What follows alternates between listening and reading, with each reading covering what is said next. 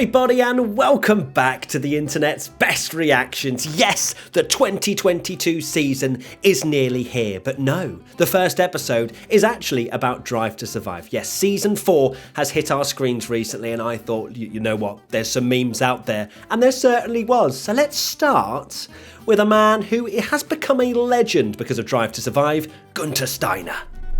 At 5ready_, Mazepin literally breathes, Gunther. Oh my days. I felt like he maybe tailed off a little bit in the sort of middle seasons. I feel like they maybe forced a bit too much out of Gunther, but this year, you're just catching him in the paddock, effing and blinding. I think you said you can't swear, and then the person you were speaking to, just loads of things that were going on with Gunther Steiner was just brilliant to watch, and he just continues to be a legend. I remember he actually said that he's never watched Drive to Survive. I don't know if that's still true now, but I remember that maybe the first couple of seasons had come out, and he was like, no, I don't want to watch it because I don't want to change my leadership style. So he wants to still F-smash some doors up. Continuing on the Gunther theme, at rdone0, Mazepin admitting by his own account in Drive to Survive that he has no talent. Well, I say Gunther has in general. Of course, he kind of said it's simply undrivable. I don't understand how he drives it. Yeah, I think that particular comment probably wasn't wise with the Netflix Drive to Survive cameras around. They're, of course, going to pick that up and include it. So Nikita basically admitted that he didn't know how to drive the car like Mick did. Does that mean that it's unfair? Probably not. Now, there was a rise of an absolute legend. Not Gunther Steiner, no. Someone else came through in this series that was just awesome. Absolutely loved seeing her. And it was, of course, Susie Wolff. At Mijena91960117, the quote of the year, Susie Wolff, ladies and gentlemen. I mean, they're not wrong. Susie was actually really good to watch in this programme. Seemed really genuine. It almost felt not very PR friendly. She wasn't kind of wrapped in this ball, this supportive PR bubble. She was just saying it how it was. And apparently, Christian Horner. Well, she didn't say Christian Horner, but we all know that that's what she meant by not being an a-hole. Speaking of Christian Horner, wow, this internet's best reactions is actually in better order than Drive to Survive itself. At Bean Beetle, Horner on the phone to Massey right now after seeing the new Mercedes. Of course, that's more about testing, but still, we saw a lot from Christian Horner over the course of Drive to Survive. A lot of Hamilton, thinking about Hamilton a lot, telling Hamilton to F off, how he's sick of seeing him win and stuff like that.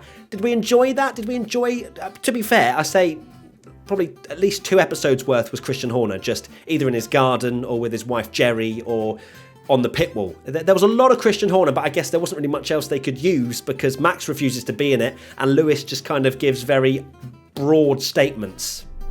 At Terence Lee, what Jost Capito and George Russell were imagining every time they walked to the Williams paddock. I found that quite interesting, and something I didn't really think about was the fact that you enter the paddock and then you have to walk past every other team that beat you last year. That never crossed my mind until watching Drive to Survive. So fair play to DTS for opening my mind to that. But Jost Capito, he does seem like a proper personality.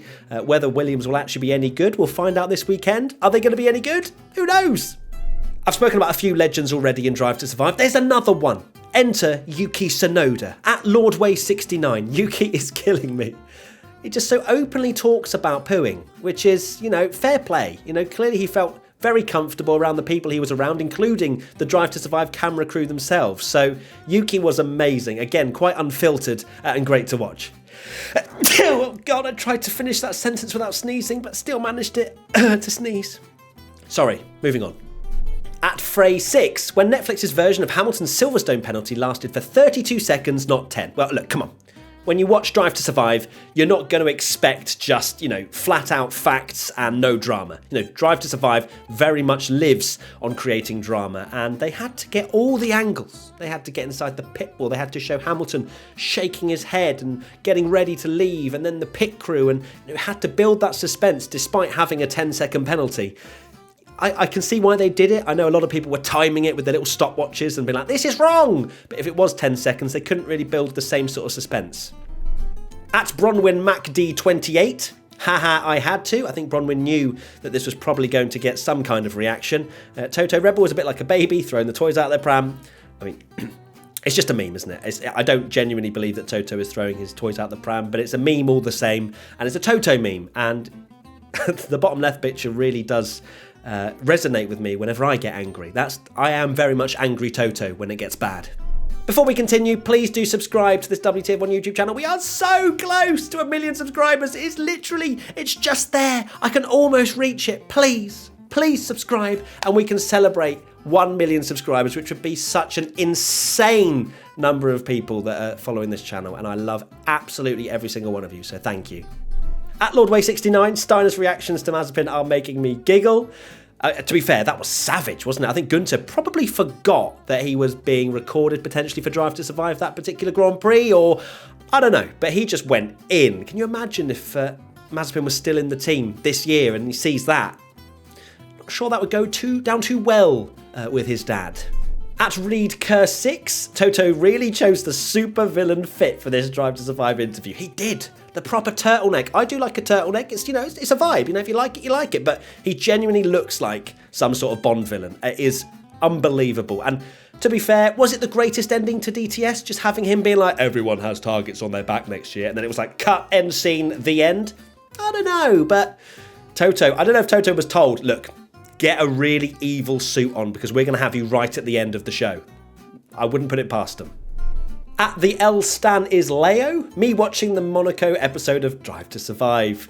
Not only once though, not only just episode 2 did we talk about how Charles Leclerc didn't win and all that good stuff, but episode 3 as well, we reflect on qualifying. I mean, why do you have to go back to showing Charles Leclerc crashing and not starting the Monaco Grand Prix? It wasn't necessary, it really wasn't.